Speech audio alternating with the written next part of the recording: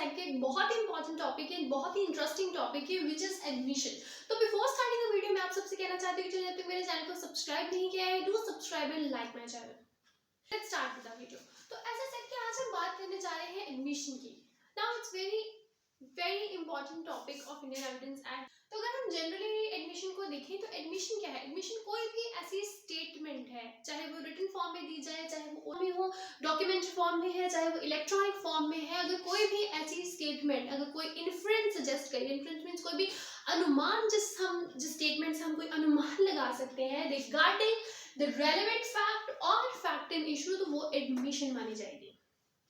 अब इसे हम एक एग्जांपल से समझते हैं। सपोज एक पर्सन है, ठीक है, इसकी डेथ हो गई है डूबने से। अब यहाँ पे मान लो कि अगर बी कहे कि यस, मैं और ए हम दोनों एक साथ जो थे वो स्विमिंग कर रहे थे और उसके बाद ए की जो थी वो डूबने से मौत हो गई थी, तो यहाँ पे ये चीज क्या मानी जाएगी? ये एडमिशन मानी जाएगी। एडमिशन क्यों मानी जाएगी? क्योंकि यहाँ पे बी ने एक स्टेटमेंट दी है, जो कि कोई इन्फ्रेंस को, कोई अनुमान जो है वो जिससे कि सजेस्ट हो रहा है, कोई भी ऐसी स्टेटमेंट है जिससे कोई इन्फ्रेंस, कोई भी ऐसी स्टेटमेंट है जो इन्फ्रेंस सजेस्ट कर रही है रिगार्डिंग द रेलेवेंट फैक्ट और फैक्ट इन इशू। यहाँ पे अब रेलेवेंट फैक्ट क्या है? ए की मौत जो है वो रेलेवेंट फैक्ट है यहाँ पे, और बी स्टेटमेंट किसके रिगार्डिंग दे रहा है? ए की मौत के बारे में दे रहा है। तो it's a statement which suggest an inference regarding the relevant fact. अब सपोज यहाँ पे कि फैक्ट इन इशू आता कि क्या बी ने ए को मारा है, ठीक है, तो ये फैक्ट एंड इशू क्या है कि बी ने ए को मारा है कि नहीं मारा है। अब यहाँ पे भी अगर बी स्टेटमेंट दे रहा है कि ए और मैं जो थे हम दोनों साथ में स्विमिंग कर रहे थे और वहां पे ए जो था उसकी डूब के मौत हो गई, तो यहाँ पे भी वो एक ऐसी स्टेटमेंट दे रहा है जो इन्फ्रेंस सजेस्ट करती है regarding the fact in issue.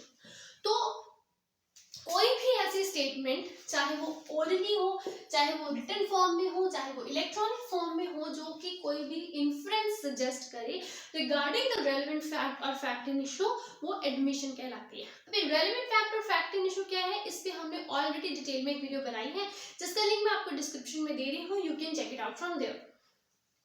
अब जो एडमिशन का कांसेप्ट है वो अंडर सेक्शन 17 से लेके सेक्शन 30 तक जो है एडमिशन का कांसेप्ट पूरी तरीके से एक्सप्लेन किया गया है।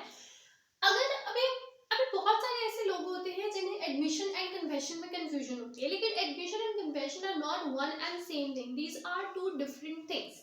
अभी जो एडमिशन होती है it has a broader concept than confession. Confession जो है वो एडमिशन के अंदर आती है, बट एडमिशन जो है वो ज्यादा ब्रॉडर कंसेप्ट है। एडमिशन जो है वो सिर्फ सिविल केसेस में की जाती है और कन्फेशन जो है वो क्रिमिनल केसेस में की जाती है ना। एडमिशन जो है वो अगर कोई किसी चीज को लेके, किसी रेलेवेंट फैक्ट को लेके, किसी फैक्ट इन इशू को लेके कुछ एडमिशन करता है, कुछ एडमिट करता है, तो पनिशमेंट देने के लिए उसे सप्लीमेंट एविडेंस की जो है वो जरूरत पड़ती है। वो कंक्लूसिव एविडेंस या कंक्लूसिव प्रूफ उस पर्सन के अगेंस्ट नहीं माना जाता है। वेयरएज अगर कोई पर्सन किसी क्राइम को कन्फेस करता है तो वो कंक्लूसिव प्रूफ माना जा सकता है, उस पर पनिशमेंट दी जा सकती है अगर ये चीज प्रूफ हो जाए कि जो उसकी कन्फेशन थी it was voluntary and without any pressure. Then next we have कि जो एडमिशन है वो जरूरी नहीं है कि हमेशा उस पर्सन के अगेंस्ट ही हो, वो किसी के पास उसके बिहाफ पे भी हो सकती है, उसके अगेंस्ट भी हो सकती है, वेयर एज कन्फेशन हमेशा अगेंस्ट होती है।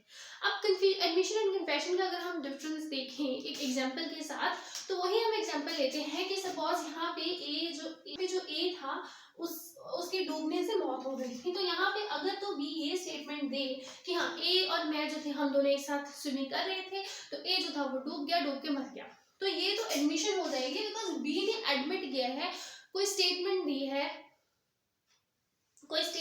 है which suggest an inference regarding the relevant fact और फैक्ट इन इशू, तो वो तो हो जाएगी एडमिशन। लेकिन यहाँ पे सपोज अगर बी कहे कि ठीक है हाँ मैंने ही ए को डुबाया था और मैंने ए को मारा है, तो वो कन्फेशन मानी जाएगी बिकॉज वहां पे वो अपने क्राइम को कन्फेस कर रहे हैं। तो इट वाज अगर कोई डायरेक्टली इस चीज को मान रहा है कि ठीक है ये चीज मैंने की है, तो that is confession. Whereas admission can be anything. Admission is just a mere statement regarding the fact and issue or relevant fact. Whereas confession जो होती है वो directly confess करना होता है, directly मानना होता है कि ठीक है ये जो चीज है, ये मर्डर है या whatever it is, ये मैंने किया है। अभी अगर हम एडमिशन की डेफिनेशन की बात करें तो इट्स नॉट पॉसिबल कि एक ही सेक्शन में एडमिशन की पूरी डेफिनेशन जो है वो कवर हो जाए। हम सेक्शन 70 से लेकर सेक्शन 20 को एक साथ पढ़ेंगे to get to know that what is admission, ठीक है। अब एडमिशन ऐसा सेट कि एडमिशन कोई भी ऐसी स्टेटमेंट होती है जो कि कोई इन्फ्रेंस सजेस्ट करती है रिगार्डिंग द रेलेवेंट फैक्ट और फैक्ट इन इशू।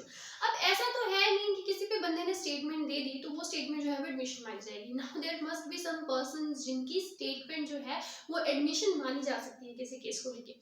अब वो कौन कौन से पर्संस हैं जिनकी स्टेटमेंट को एडमिशन माना जा सकता है, ये हमें सेक्शन 18, 19, 20 से पता चलता है। नाउ सेक्शन 18 क्या कहती है कि कोई भी party to the proceeding, party to the proceeding means क्या है कि अगर ए और बी के बीच में कोई भी केस चल रहा है, that is it's A versus B, तो अगर कोई भी स्टेटमेंट ए दे या फिर बी दे तो वो क्या मानी जाएगी, वो एडमिशन मानी जाएगी।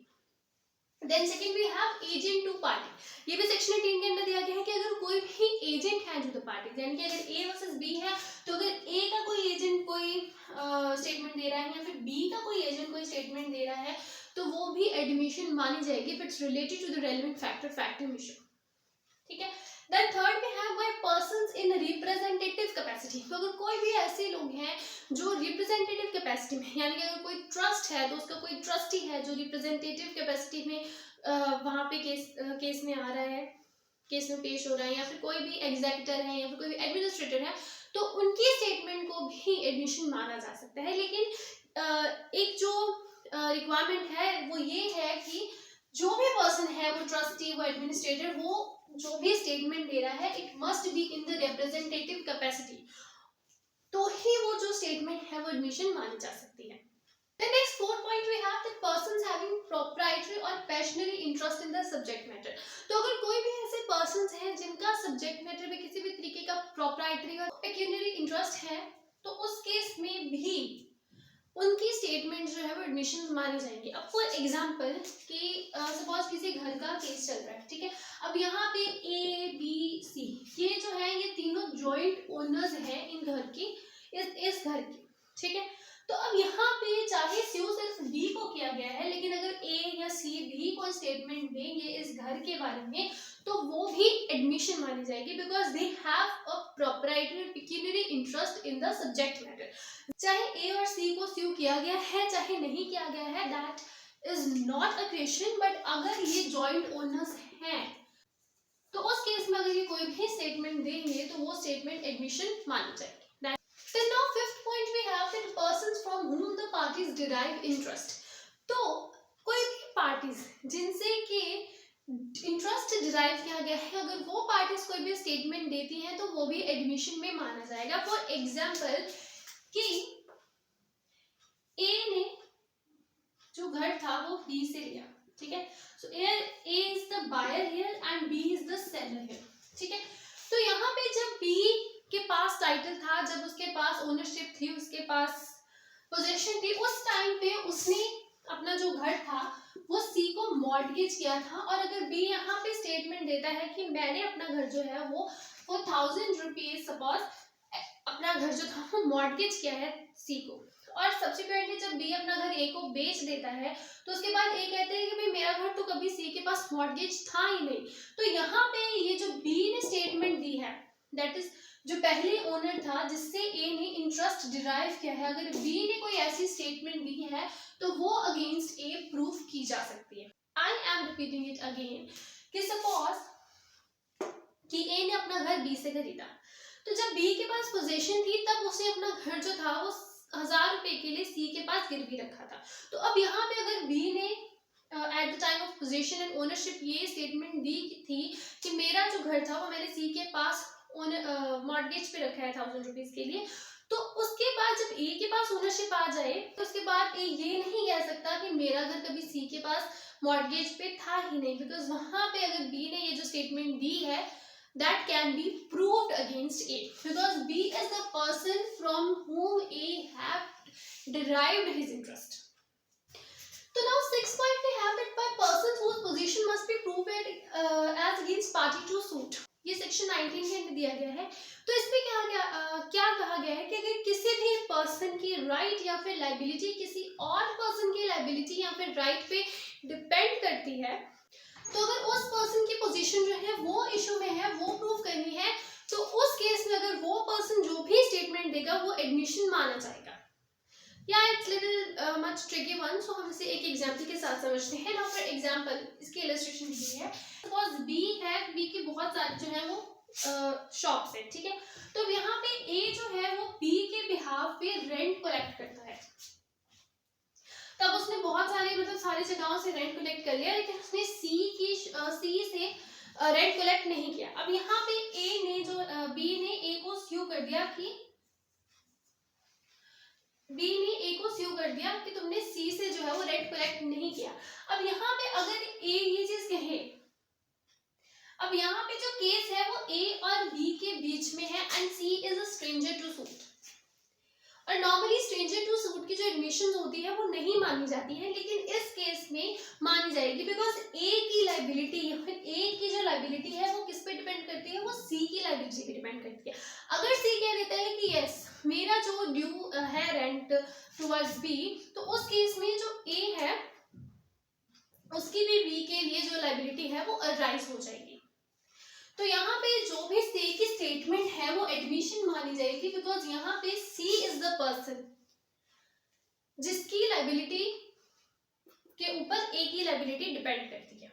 और यहाँ पे इशू में क्या है, सी की पोजीशन इशू में है। तो अगर पर्सन जिसकी भी पोजीशन प्रूव करनी होती है एज अगेंस्ट द पार्टी, उसकी जो भी स्टेटमेंट होती है वो भी एडमिशन मानी जाती है। Then next last we have that by person expressly referred to by party to suit। तो अगर कोई भी पर्सन एक्सप्रेसली रेफर करे किसी पार्टी को लेके, तो वो पार्टी जो भी स्टेटमेंट देगी वो भी एडमिशन मानी जाएगी। अंडर सेक्शन 20 ये कहता है कि अगर किसी भी पर्सन, कोई भी पार्टी टू सूट अगर किसी थर्ड पर्सन को रेफर करती है कि ठीक है तुम ये चीज जाके उससे पूछ लो, तो अगर वो पर्सन जो भी स्टेटमेंट देता है वो भी एडमिशन मानी जाएगी। फॉर एग्जाम्पल यहाँ पे क्वेश्चन क्या राइज होता है कि क्या ए ने बी को 200 रुपीज पे करने हैं, तो यहाँ पे अगर ए थर्ड पर्सन को यानी कि सी को रेफर करे और वो कहेगी ठीक है, अगर सी को ये चीज पता है, अगर सी कह देगा दैट आई ओ यू, तो मैं तुम्हें 200 रुपीज दे दूंगा, तो यहाँ पे जो भी सी स्टेट करेगा, जो भी सी की स्टेटमेंट होगी वो एडमिशन मानी जाएगी, because A has expressly referred the third person that is C. तो अभी अगर हम एक और एग्जांपल देखें, तो यहाँ पे क्वेश्चन क्या राइज होता है कि क्या ए ने बी को जो हॉर्स बेचा था दैट वाज साउंड और नॉट। तो यहाँ पे अगर ए जो है वो थर्ड पर्सन को यानी कि सी को रेफर करे और ये कहे कि ठीक है तुम जाके सी से पूछ लो, सी को सब पता है, तो यहाँ पे जो भी स्टेटमेंट सी देगा वो क्या मानी जाएगी, वो एडमिशन ही मानी जाएगी। तो this was the concept of admission. I hope you like the video. अगर आपको मेरी वीडियो अच्छी लगी हो then do like my video and subscribe my channel for more such long videos. Thank you guys.